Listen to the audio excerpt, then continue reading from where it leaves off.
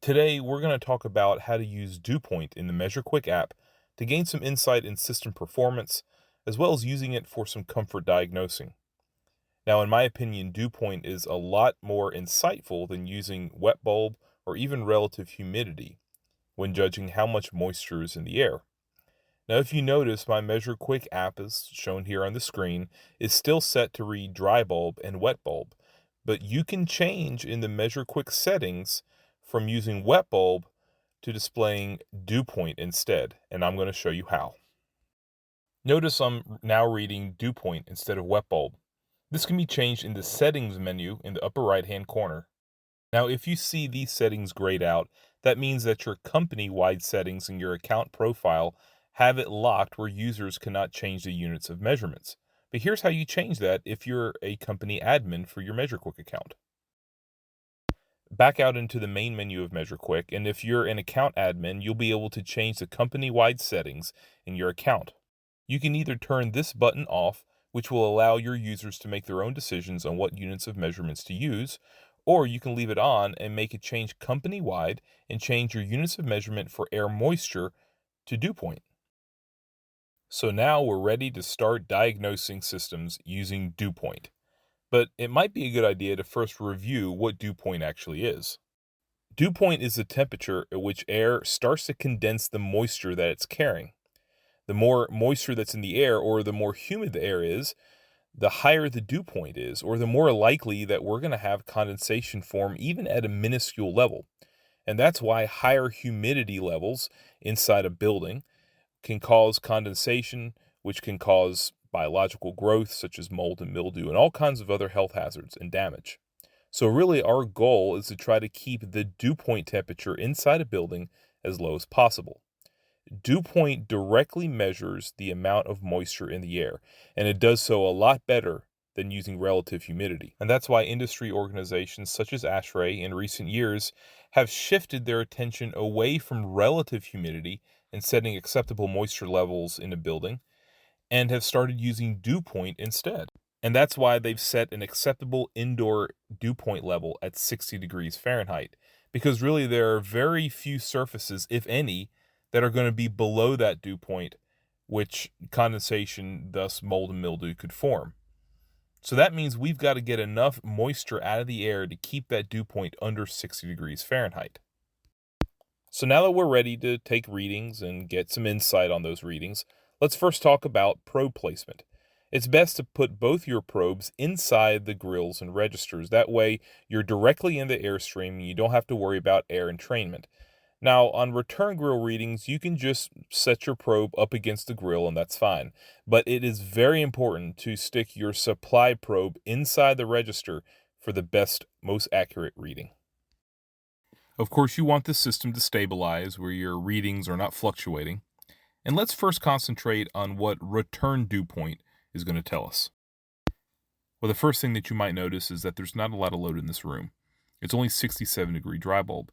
But that 46-degree dew point is well below the 60-degree dew point threshold that we just talked about. So we can tell that this room is not that humid. But I'm going to show you another trick that you can use dew point to determine if you have any return duct leakage. Take a screen capture of your first reading and then move your return probe from the return grill to the return duct right by the unit. Make sure it's not in line of sight with the evaporator coil, but move it from the grill to the duct. Let the system stabilize and then take another screenshot. And then compare the two. And when we look at these two slides side by side, we'll notice that the return air actually dropped 1 degree dry bulb temperature between the grill and the air handler. Well, why would that be? Well, in this case, the return duct runs through an unconditioned but cool crawl space. So we actually cooled the duct by running it through the crawl space. But more importantly, look at the dew point. It's exactly the same. We did not add any moisture into that air. And that gives us a lot of confidence that we don't have any return air leakage, because if we would have had any return duct leakage in that crawl space, it would have sucked moisture and we would have seen a higher dew point temperature at our air handler. Now let's take a look at what our supply dew point can tell us. First of all, we can look at our dry bulb temperature drop. As we see here from this example, we have a 22-degree drop between our return air dry bulb and our supply air dry bulb, which is really good. Notice my supply dew point is 39 degrees. Now, it is physically impossible for your supply dew point to be lower than your coil temperature or your saturation temperature. And this is a non-invasive test, so I'm not gauging up, but I know that my suction saturation temperature cannot be any higher than 39. In fact, it's probably a few degrees lower. Measurequick is telling me that it's only 31 degrees, but that's just an estimation. It may be anywhere between 31 and, say, 36 degrees, but I know it's going to be several degrees lower than my supply dew point. Notice that there's only 5 degrees difference between your supply dew point and your supply dry bulb. And that's what you want to see, only a few degrees difference between these two numbers. But what if you see more than just a few degrees difference between supply dry bulb and supply dew point? Well, remember where your probe is placed. It's in your supply grill. Now, if those ducts run through a very hot attic, they could be picking up heat. So how can you rule that out? Well, you've got to move your supply probe. Move it from the supply grill or register to the supply duct. Just, again, make sure it's not in line of sight with the coil. You should see a marked improvement in your dry bulb temperature coming back within about 5 degrees of your dew point. What if your supply dew point is too high?